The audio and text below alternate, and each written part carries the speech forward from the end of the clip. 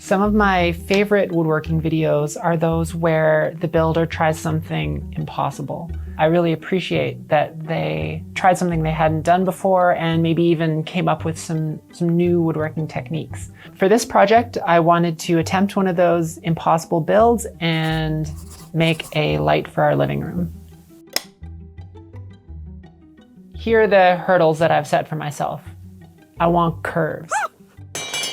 This piece is all about curves. 3 cylinders that are made out of staves so that the grain direction is vertical. And then it's going to have 2 strips that are bent laminations that traverse around the edge of the cylinders and have some pretty impossible bends. I don't have a lathe that's big enough to fit the largest cylinder, and my router won't fit inside the smaller cylinder. And the cylinders are also taller than any router bit that's available. And so I'm gonna have to figure out a good way to create roundness.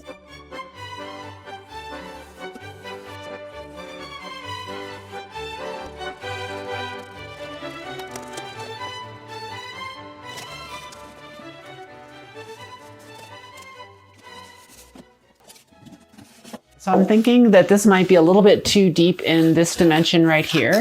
This is 6 inches and we have 8-foot ceilings. So this brings this down to 7.5 feet.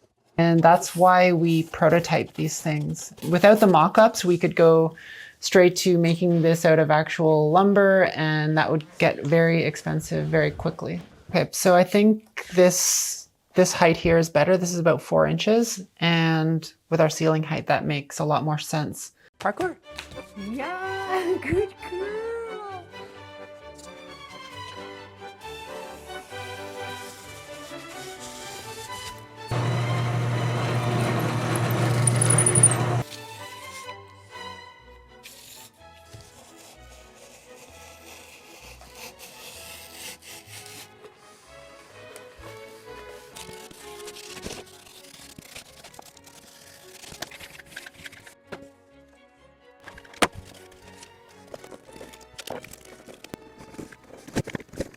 Is solid. With the prototype looking good, I think I'm ready to move to the real build. Okay, so this will do right here. Quickly just calculate the board feet of this. 64 times, so I'm gonna see if I have anything a little bit bigger. I don't want to cut my nice boards up. 144. That's not ideal. I don't think there's any walnut over here. Bark inclusions or knots or whatever. Ideally, I would have quarter sawn material that has really nice. I should save these for, I don't want to like make it up and then the walls are too thin. It looks like it's got, especially right here, it dips. This one's perfectly flat, so we'll go with this one.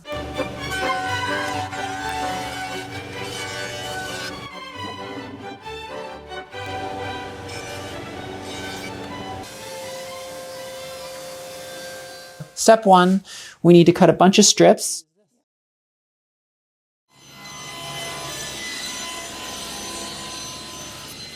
Look at that, you can already see some of the tension in the wood.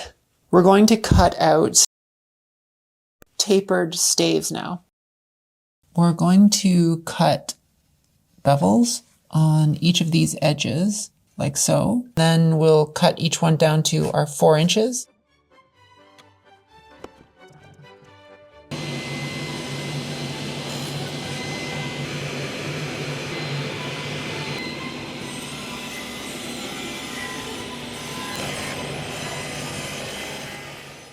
So next step is to swap the blade again to a crosscut blade, and we're going to cut all of these segments here down to probably like, 4 1/8 or something like that, just to give a little bit of wiggle room on the height.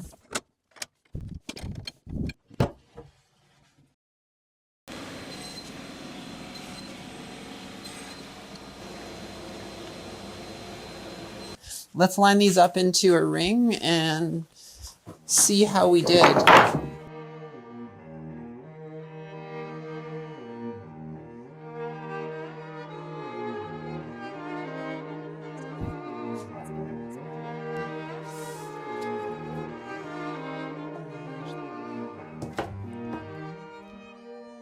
A moment of truth. Can you see that? Like it's cutting the line of the 14-inch. That is cool.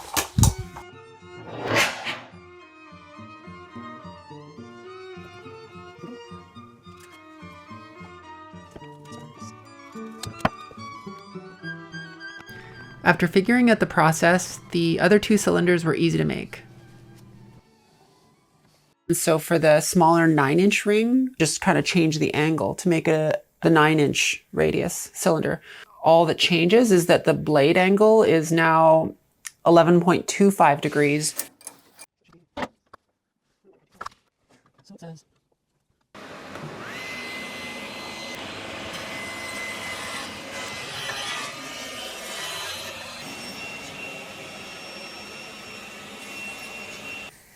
And 16. Let's go test it out. How did we do? Will it be 9 inches? Will the angles line up? Maybe, maybe.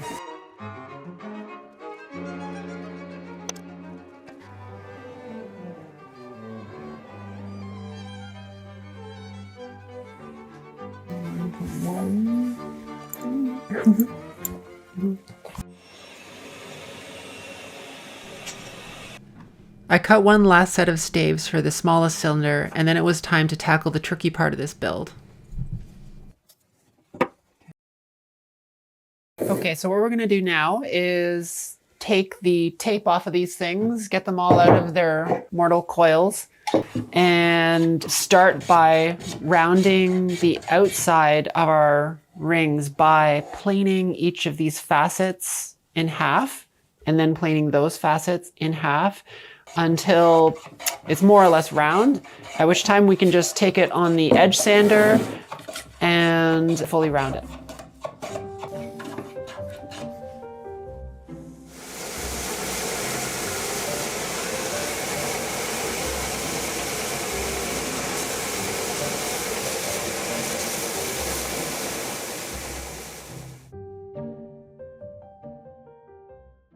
So my idea to get an even edge thickness was to use a couple of these magnets and then just rotate the workpiece through the cut.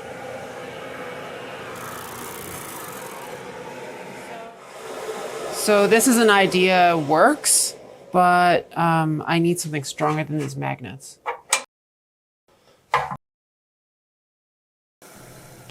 This method works, but it's not safe enough for my liking. I felt like the piece was trying to snap out of my hands. To take these facets from the inside here, I'm just going to use a marking knife or a marking gauge and cut my thickness all the way around. And then I'll just make it more visible with a white pencil. And then I'll use the oscillating spindle sander to just sand to the line. I'll cut this out here on the bandsaw and basically ride my ring in there. And nothing can really grab because this can pop out. Should be a pretty safe cut.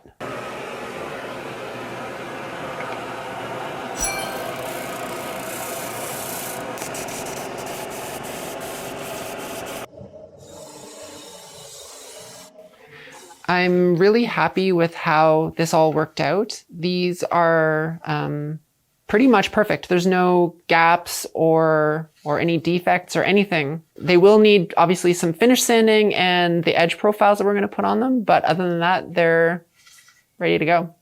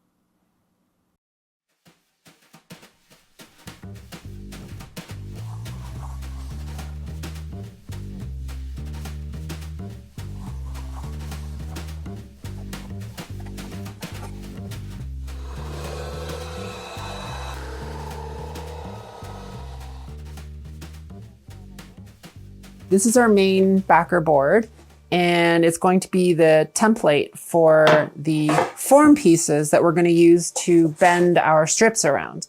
The thickness of these boards here will then be the right thickness for our thickest strip.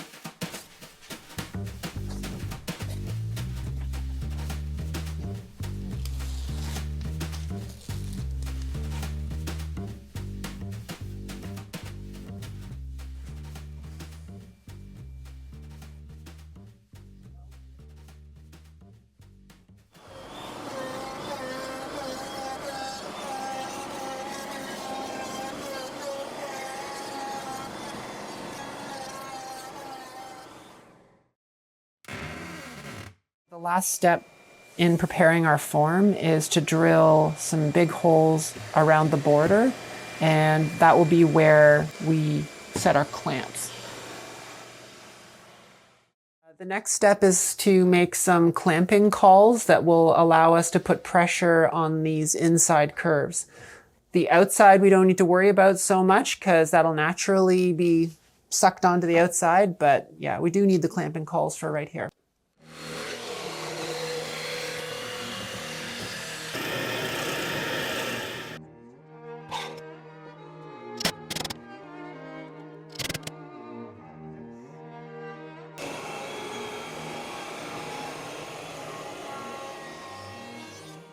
I put it right on here, the curves don't line up, but as soon as I put it away by the thickness of our strips, it is a perfect match.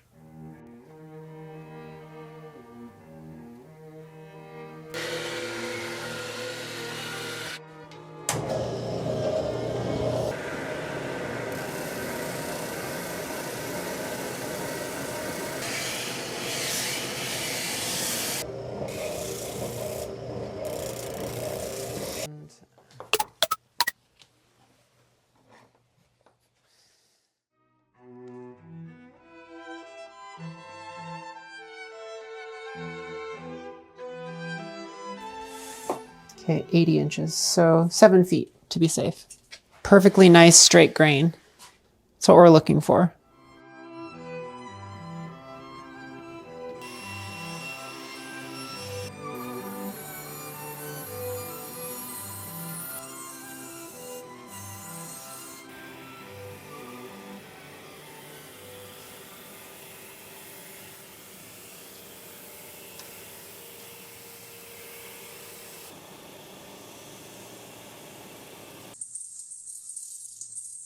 Pretty bendy. Let's see if it can make these curves though.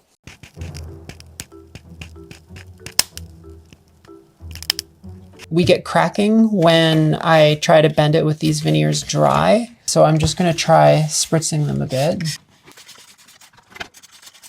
Now with them wet, do they still crack? Let's see.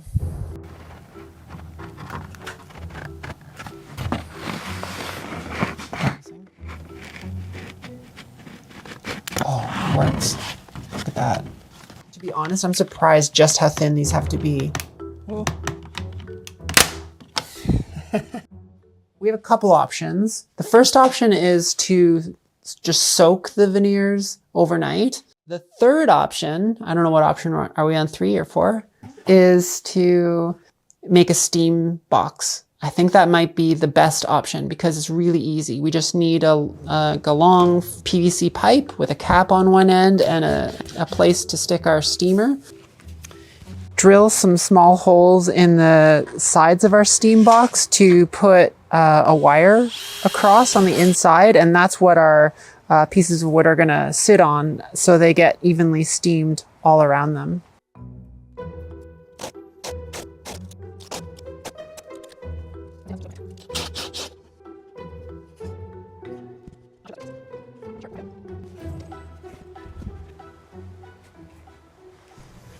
After some testing, I landed on a 0.07 inch thickness for my laminate strips. Anything thicker than that was not able to make the bend without cracking.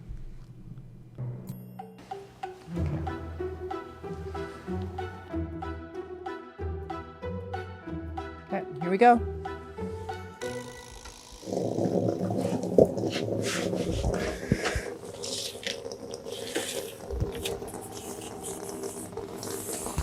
Am I going to be able to fit 4 wide in here though? I can't see. Oh shit, they're going like below the shelf.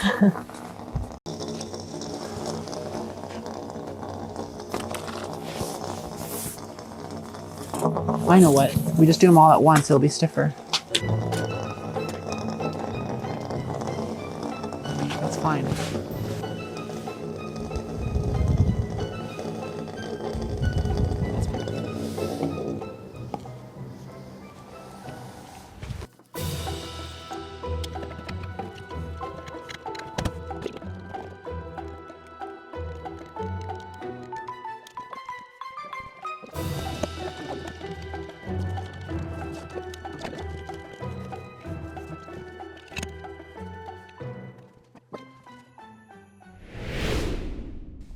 The next thing we have to do here is figure out how to join the 2 ends.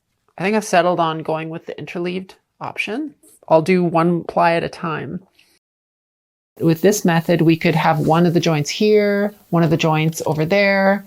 There's something really cool about it. It's just such an impossible shape for wood to be in, and to just have it flowing in, and there's no joint. It's just kind of cool. So in theory, we now have our first ply. The ends should line up perfectly. And they do. That's good. Second ply will be right here. It's like really awkward.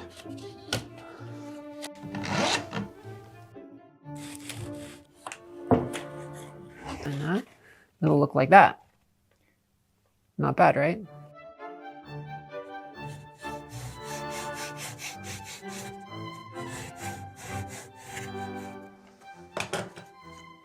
Okay. Now that I've got things tighter, look there. This layer here wasn't cut tight enough. I think I have to shave it off a little bit. Oh my God, it's cedar. Such a weak wood. It's so feeble. How I can do. Let's see how well this closes up. This first one here where I took off some length is now too short, but I think that could just be because if you go all the way around the form, it takes very little change to cause a pretty big change here. And so it just makes it so that it's like really difficult. I can see why people don't do this. I thought this outer radius here would naturally stay tight because of like the tension in the wood, but it really didn't. If I would like clamp, it would sort of come off the form. I didn't expect that behavior. We need to get this out of the form, and we're going to do a proper caul system with even clamping pressure all the way around the form. I'll use cork and do all the stuff you're supposed to do.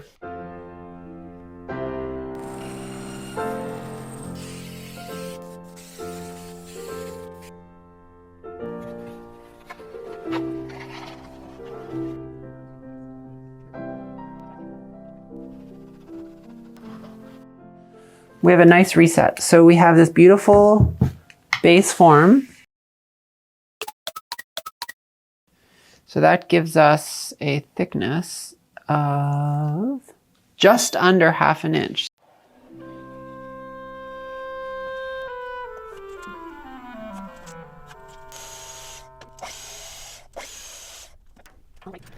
At this point, I'd cut into my workbench a few times with my jigsaw, so I decided to stop being lazy and switch the blade on my bandsaw.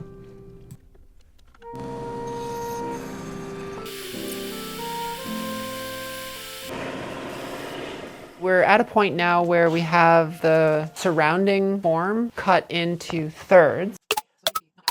What we need to do is build this up so that it's the same thickness as our inner form.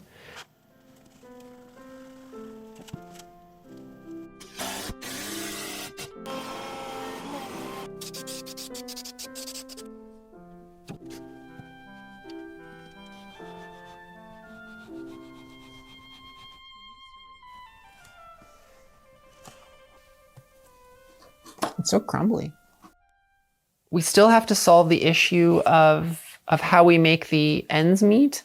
With this more controlled situation, we might be able to do the interleaved method. I really like the idea of the continuous ring on the outside of the light. So what I was thinking I could do is build up the thickness of these strips with glue tape, and then I can basically make layers that simulate the strips and then cut them to the exact length. 69 thou. So one more layer of tape and it's done. Here's the problem we're having. As this tape bends, it gets these kinks and ripples, and that's taking up extra space as it bends around the form, altering the length. This, unfortunately, is a failure.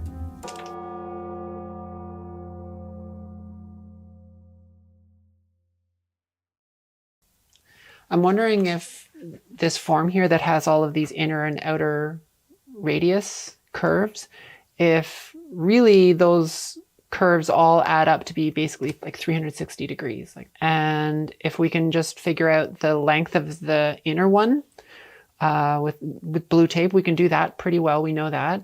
We could then say, okay, well, we know the circumference of that circle, and we know exactly the thickness of each lamination, so we could actually just calculate how long each subsequent lamination needs to be to perfectly join up.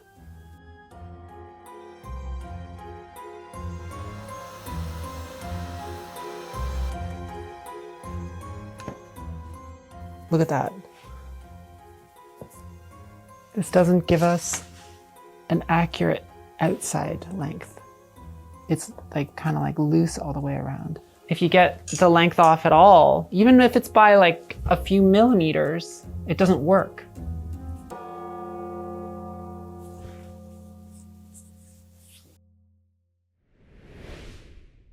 This cork just came and it's the same thickness as our plies. So what we're going to do is we're going to cut some strips of this, and then we're going to use it as like placeholders in the form and build up the layers and cut them to the length one at a time.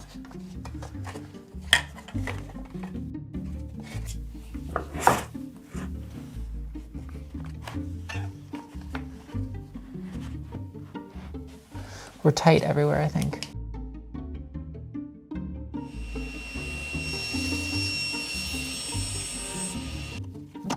We made progress tonight. We have a lamination using this method we've come up with that's the exact right length, such that when it's fully compressed around the form, it butt joints like perfectly. I also cut a curve on the outer form for better clamping. I taped the inside of the form so glue wouldn't stick to it. And I widened some of the holes to fit my larger clamp so I'd have a little bit more clamping pressure. Then it was time to steam, pre-bend, cut to length, and repeat with every ply layer. Oh, glorious. How much faster is this than trying to manually spread it on?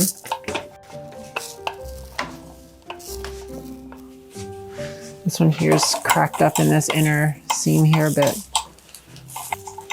Sometimes during a glue up, even if everything's going right, there's this anticipation that something's gonna go wrong. So there's this certain level of, anxiety.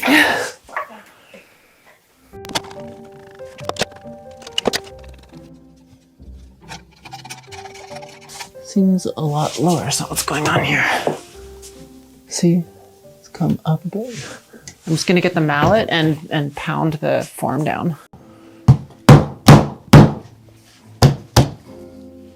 Oh, your finger, you're bleeding. Oh, we don't have time. Quick, just any old Band-Aid. Let's pull this thing together. God. This is about as tight as I can make it.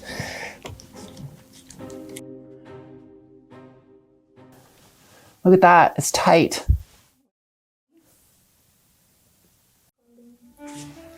Were you recording the whole time? Yeah. Oh, good. We've got 4 layers of our lamination together here and glued, and we left that last layer because we really want to get a perfect length for it and have it be a perfect butt joint. And we figured that would be a little bit easier if we had the 4 layers already glued up. And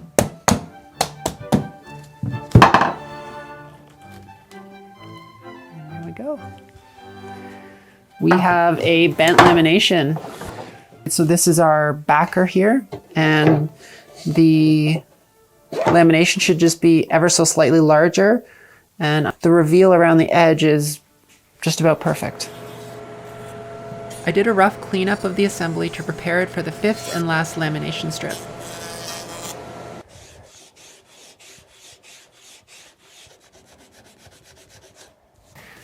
We have this ply here that we've just drum sanded down, and it's super thin. And we're going to use this as basically like a veneer on the outer layer of our bent lamination here. And so this is going to kind of be like the show layer.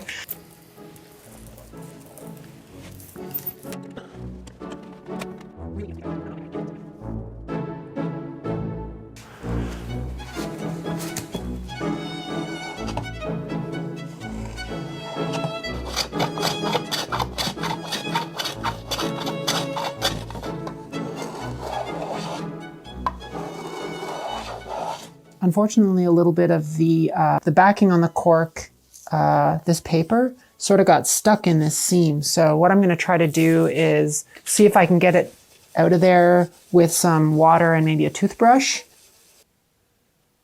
Hopefully the water and the glue and the shavings will kind of hide this. Sort of smush it in so we have a little line of glue in there. Now I'm just going to sand it a bit to try to work in some sawdust. Okay, I'm good. I'm happy with that. I repeated this whole process a second time to make the second lamination assembly.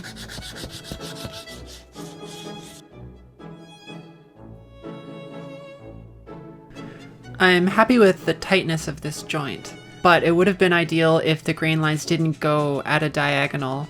I did my best with grain selection, but unfortunately this makes for a really obvious glue line.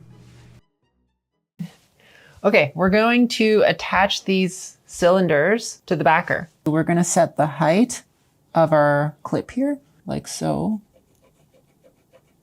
So we're going to cut our slot, something like this here, so that when this clip is in place, it pulls down.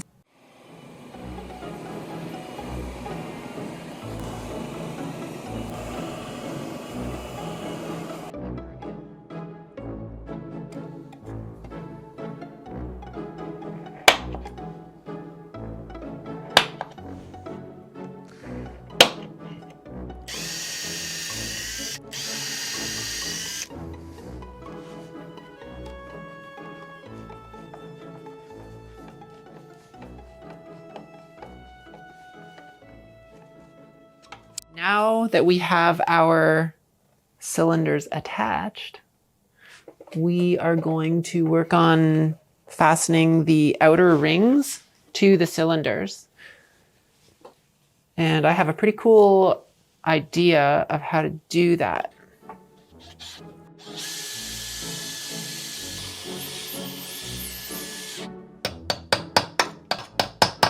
God, it seems small. I know what I'm going to do. A reamer.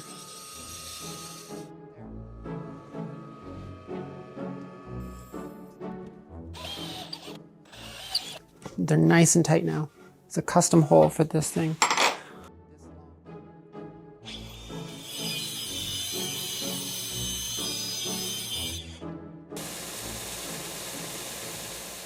We're going to use these pointy stainless steel dowels to mark into the cedar. Nice and firmly. So we have a really clear hole that we're going to use to drill into.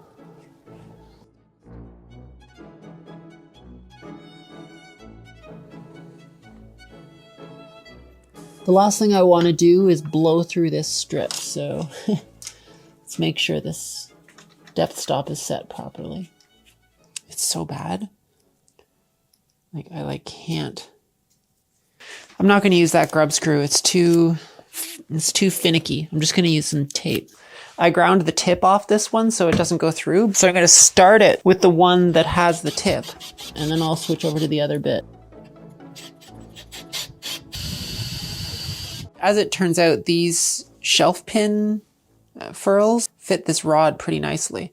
The installer goes a little past the end of the furl, so I'm going to just grind the tip of this off just a little bit. It's now below the end of this thing.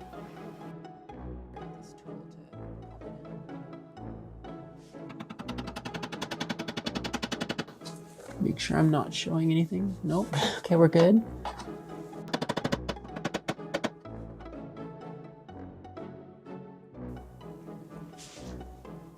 So now I can extend the rods right into this furl. Ready? It worked.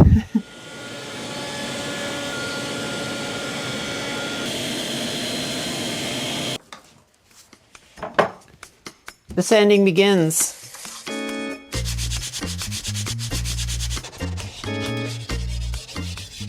I have this 60-watt high-efficiency adapter to drive the LEDs, and a temperature sensing switch that will turn everything off if the temperature ever gets above 70 degrees Celsius.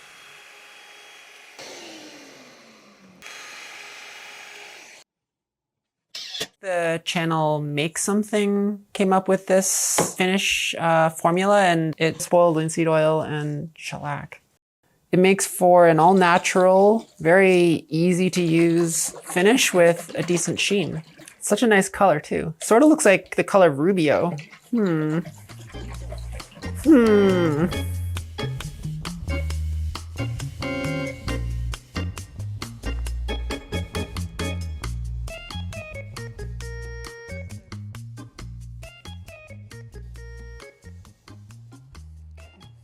My goal is to, as much as possible, not be able to see individual LEDs. So I'm putting this reflector tape. It's just aluminum HVAC tape. I'll be putting that on the insides of the cylinders to act as a reflector. Uh-oh, is it not sticking? It's not sticking. Okay. Reset.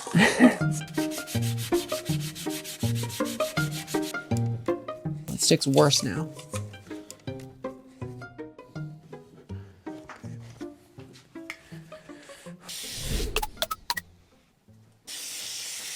This works. It sticks really nicely.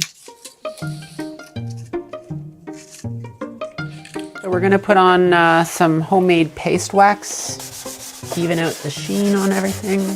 Ooh, luscious. The wax definitely does help bring out a little bit extra. Ooh, that feels nice. I decided to add a reflective layer to the base of each cylinder to help reflect as much light as possible.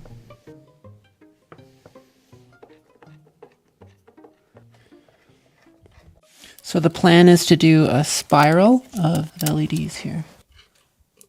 Oh, it's sticking pretty well. These strips don't have a ton of flex, but you can kind of like work them. I think it looks good.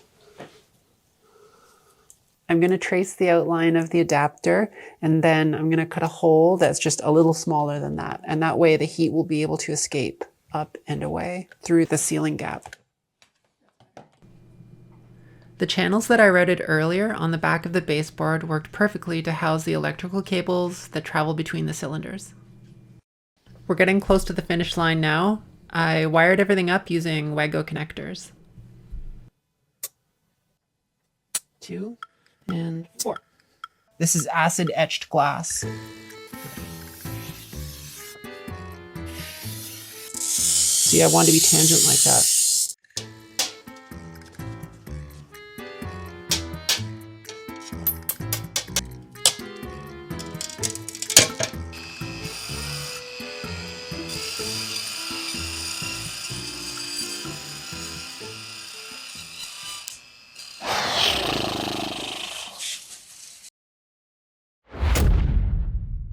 I'm hopeful that using this grinder here will avoid the chip out and we'll be able to bring this to the proper size. So one pin maybe right here. After considering a few options, I decided to rest the diffuser glass on metal pins. I made these pins out of finish nails. I clipped them to length and then rounded over the tip.